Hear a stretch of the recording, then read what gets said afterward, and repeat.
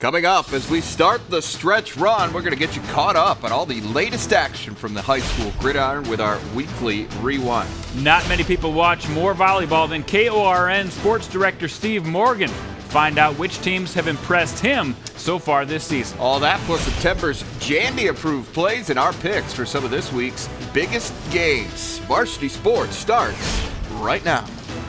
And hello and welcome to Varsity Sports alongside Jason Andera. I am Jay Elson. First tonight, some announcements for you. Make sure first and foremost to download the new high school football scores app from Midco Sports Network. We keep you updated all night long on scores from North and South Dakota. Also, remember to vote on our Game of the Week Viewer's Choice. This week you can pick from either Bismarck and Century or Legacy at Dickinson. You can cast your vote on Twitter and, of course, on our Midco Sports Network Facebook page. And as far as that goes, make your vote notice. Absolutely. All right, well, another week into the season, another batch of ups and downs. Jani, are we any closer right now to defining who the true title contenders are? You're right. We saw a few unbeaten teams go down, and we saw some teams pull out some big road wins. So to answer your question, I think this season may have some more surprises in store. That playoff picture to me is still a little bit blurry. Yeah, I think it is. Well, with that, let's get you caught up on what went down last week. It's time for our North Dakota Rewind. We start in Bismarck, where Minot trailed Legacy 14-13 at the half. But junior quarterback Creighton Rudolph started to take over after the break. Rudy threw for 2 scores and generated another with his feet as the Magi outscored the Sabres 28-0 in the second half to pull away for a 41-14 win. Minot remains perfect in the West, but they've got another big test coming up this week as they get set to play host to Bismarck. They're a good opponent. They're always going to come and bring it. They're going to be physical. It's going to be a physical game. And that's what we kind of like. So we're excited to play, and we're ready to go. West Fargo pitched their second shutout of the year with a 33-0 win over Fargo North. Packers defense was impressive again, surrendering a mere 21 yards on the ground. On the offensive side, Andy Gravdahl tossed 145 yards and 3 touchdowns, while Chase Tyken added 168 on the ground. The Packers will go for a 7th straight win Friday against Grand Forks Central at the Alaris Center. All right, well, the Century Patriots have put back-to-back weeks of excellence on the field. Last Friday, they gained 554 yards of offense on their way to a 41-6 win over Dickinson. Jacob Olson went 12 of 16 for 246 yards and 3 touchdowns. He also ran for one more in that victory. Well, I think we put together 2 pretty solid weeks of football here. I think the one thing that we got back to was maybe a little bit more of our strengths, especially on offense. I thought rushing the football was going to be premium in the last 2 weeks. We've done a pretty good job. I think we've set up the play-action pass pretty well, and tonight we happened to hit a couple big plays on first down and got over the top of them. Bismarck put together an impressive first-half performance, scoring 6 touchdowns before the break on their way to a 56-6 rout of Jamestown. 2 of those scores came from running back Lucas Butts, who also piled up 180 yards rushing. Quarterback Will Madler also had a big night, accounting for 3 total scores. Well, you know our line every week in practice, they work hard, and then in the games, it just pays off for him. Sprecker's a good running back. It's nice to have him alongside me to help me out, give me breathers. He's a hard runner, shifty, and he's good. Work hard from the get-go and then just keep improving as the game goes by. We've got to have a good week of practice so that we can be at a tip-top game. West Fargo Cheyenne got big contributions from Jason Gallrop and Keaton Mankey. They combined for 197 yards rushing and 4 touchdowns on the ground.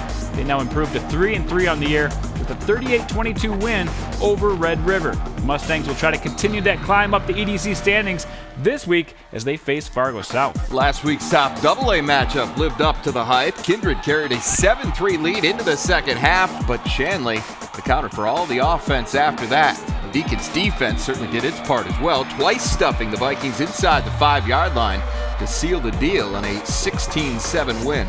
Well, don't look now, but Shiloh Christian is still unbeaten in 9-man football. Those Skyhawks took it to Center Stanton early and came away with a 52-6 win as they advanced to 7-0 on the season. They've scored at least 28 points in each and every one of those victories. They are explosive, that's for sure. All right, well, game ball time now. Kenmare Bowbells Burke Central quarterback Hunter Rodine has had quite a few big weeks this year, but this was a little ridiculous, Jason. Get a load of this line. He completed 16 of 19 passes for 461 yards and 7 touchdowns in his team's 84-32 win over Trenton Trinity Christian.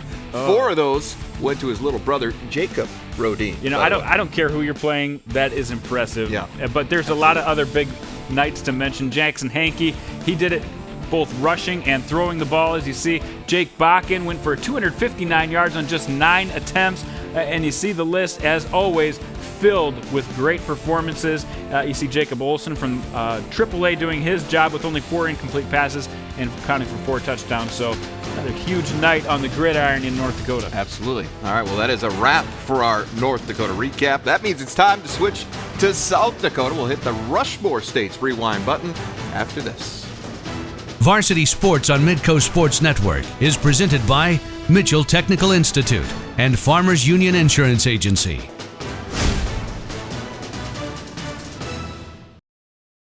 You're watching Varsity Football. Go Titans! Woo! Yeah! Welcome back. Well, we've covered North Dakota. Now let's take a quick look back at the week that was in South Dakota. We're going to start at Howard Wood Field, a place where Mitchell head coach Kent Van Overshield had never won in his 10-year stint as the Colonel's head coach, but that is no longer the case. Spencer Negebauer accounted for all 4 scores in Mitchell's 28-7 win over Lincoln. One side note to pass along, Preston Eisenbraun, who was back at quarterback for the Patriots. It was his first appearance in suffering a knee injury in week 1. All right, Brandon Valley's Alex Waltner ran for the first score of the game and followed it up with 3 touchdown passes to Chase Grody. That set the tone for the Lynx as they roll over Rapid City Central 41-10. Brandon Valley now has won 3 straight since that 1-2 start. Yeah, they're back. All right, well, Gorman's talented tandem of Hunter Thompson and Canyon Bauer put on quite a show against Yankton. The two connected on a pair of touchdown passes in the Knights' 35-14 win over the Bucks. Thompson threw for 208 yards on the night. He also ran for 137 and 2 more scores. He is getting it done this year. Harrisburg's defense came to play against Aberdeen Central. Brandon White's team held the Golden Eagles to just 195 yards of total offense, while their own Jack Anderson ran for 131 all by himself. He also accounted for 3 touchdowns as the Tigers rolled the Eagles 35-7. We knew our defense, if they could fly around and make plays, we could have our offense on the field for a long time. And that's what happened in the first half. We just kind of wore them out, and we capitalized on some big plays, especially at the end of the first half. That touchdown is huge. It's very deflating. You're hanging in there 14-0, and 21-0 is a big difference at half. Madison broke open a close game in the second half to hand Sioux Falls Christian its first loss of the season, 34-6 at Bob Young Field in Sioux Falls. In the process, they turned in the play of the year. Take a look at this Jaxon Jahnke catch. Unreal. That was one of Josh Giles' 3 touchdown passes on the night. Nifty one at that. He finished 21 of 32 for 232 yards. 10 of those passes went to his bud Mason Layton, who tallied 95 yards and a score. All right, another week brought another impressive win for Gregory, with this one coming at the expense of Woonsocket, Westington Springs, Sanborn Central. The Gorillas thumped the Blackhawks 32-6 to improve to 6-0. Canastota came into its game at Mount Vernon Plankington seriously short-handed due to some suspended players, but things worked out just fine for the Hawks. After building a 6-point halftime lead, Canastota blew things open with a 20-point third quarter, and the Hawks cruised past the previously unbeaten Titans 34-14. Austin Thew set the pace on the ground with 236 and 2 touchdowns. Bonham and Coleman Egan got together for one of the more exciting games of the week. The lead changed hands 8 different times, but in the end, it was the Cavaliers escaping with a 41-40 victory. Chase Corton ran for 136 and 4 touchdowns, and Bryce Chazinski added 273 for the Cavs. Yeah, what a game. Of course, Stickney rolled 51 points up on Irene Wakana, and their defense, well, they allowed nothing. Clayton Menning ran for 2 scores, returned a pick 6 to keep the Jaguars perfect on the season. And Potter County found themselves getting to another gear in the second half as they pulled away from Harriet Selby for the 20-8 win. The Battlers now undefeated at 5-0. All right, time to hand out now our Week 6 game ball. This week's recipient is How about Tri-Valley's Landon Freeman? Look Another at this. crazy stat line Unloaded here. on Beersford last week. 20 carries, 384 right? yards. That is and right. 6 touchdowns. And that's against Beersford, a respectable defense, but he kept breaking open those long runs, and before you know it, total 384 yards. So, yeah, that was big. But what about Dalton Kinsley of Phillip? He only played half a game. It was called a halftime, and rushed for 303 and 6 touchdowns, as well as a punt return touchdown. So he's right up there. Austin Thu, we talked about, did a great job. Robert Rosenquist, how about almost 200 yards for Dakota Valley? The list goes on. Jazz Dominguez had a big week. Negebauer got in the end zone 4 times again, and Chase Grody grabbed 3 receiving touchdowns. Just some phenomenal performances once again. No shortage of statistics, that's for sure. All right, well, later, make sure to stay with us to catch some of the best catches of the year to this point. But next, Mitchell is surging on the volleyball court. We'll take a closer look at the Colonels from KORN Radio's Steve Morgan when we come back. Well, we just want to keep getting better here towards the second half of the season, and that's what we can do here. There's a lot of things we can take positively, and there's some things that obviously we still need to work on. Passing and serving. And any volleyball coach will tell you the same thing. Stay in system, serve aggressive, and you got a chance to win every game. All right, that was Mitchell's head volleyball coach, Deb Thill. Her team rolling right now, Jason. The Colonels have won 8 of their last 9 matches, and that includes Tuesday's sweep of a good Huron squad. So to find out more about the Colonels and the rest of Class AA, we're going to get a little help from a man who's been named Sportscaster of the Year several times. He is KORN Sports Director Steve Morgan. And Steve, let's start with the team you cover. This Mitchell team has made quite a turnaround since last year. What do you attribute that to? Well, we had a really, really good freshman class last year, and we knew that coming in. And the transition from 8th grade volleyball to high school is a big leap. And I think that year experience now, they got that varsity experience under their belt to go from freshman to sophomore. That's the biggest difference, because our volleyball team has 4 seniors, 0 juniors, and 14 sophomores, which were all freshmen that played. I'm guessing 10, maybe 12 played varsity last year. So they got that experience on that varsity AA level. We're sitting here, 12 wins, past the halfway point of this volleyball season. All right, Steve, we know you watch a lot of AA volleyball. Which teams to this point have impressed you so far? Obviously, number one has to be Harrisburg. We knew probably coming into this season they're going to be a pretty good team in the ESD, but also they've actually matched up pretty well with AA volleyball in the entire state. But, in like years past, like last year, Aberdeen was just a clear-cut favorite. I think Harrisburg this year might be the clear-cut favorite, but after that, it's wide open in AA volleyball. You saw Washington knocking off Roosevelt in 5. Huron is beating a few now. Mitchell's starting to come around, and so I'm just saying, right now the one that really is the clear-cut favorite has to be Harrisburg, but really after that, it's a shootout for everybody else. All right, finally, Steve, is there a team out there that's not ranked right now that you think we should keep an eye on? Look out for Aberdeen, and I've never said that because I don't think I've ever remembered when Aberdeen wasn't in our district, anyways, wasn't a top 2 team in our district, and now we're talking them, getting better by the postseason. But they're one of those teams that's going to be scary, come the end of the month. All right, that again, KORN Sports Director Steve Morgan. Thank you, sir. Let's keep talking volleyball, Jani. Those Mitchell Colonels that Steve was just talking about, they make their first appearance this week in your top 5. They do. 12-4 on the season. Great year so far for the very young squad. You just heard Steve Morgan say the bulk of the team is sophomores, and they're kind of hitting that turn where they're really becoming true varsity players. You got to talk about Mackenzie Miller, who's been their best hitter all year. She plays all 6 positions too, which keeps her on the court more, and her averages are going up and up. And their best setter, Mandy Schmidt, has had a phenomenal year, so that puts them in the top 5. The rest of the group, as you see, Harrisburg, we're getting used to it. Watch out for Harrisburg, by the way, in the coming week.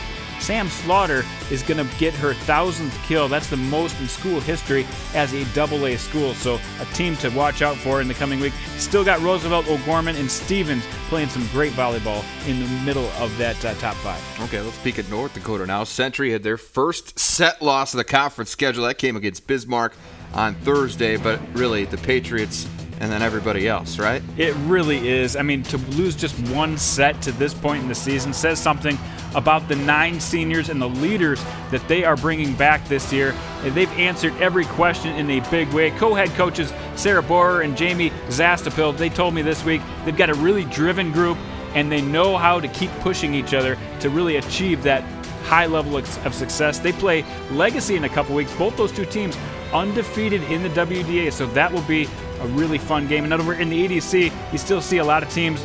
Cheyenne drops out of my top 5, but Grand Forks Red River, they had a thrilling finish on Tuesday to beat Fargo North, stay as the team to beat in the EDC.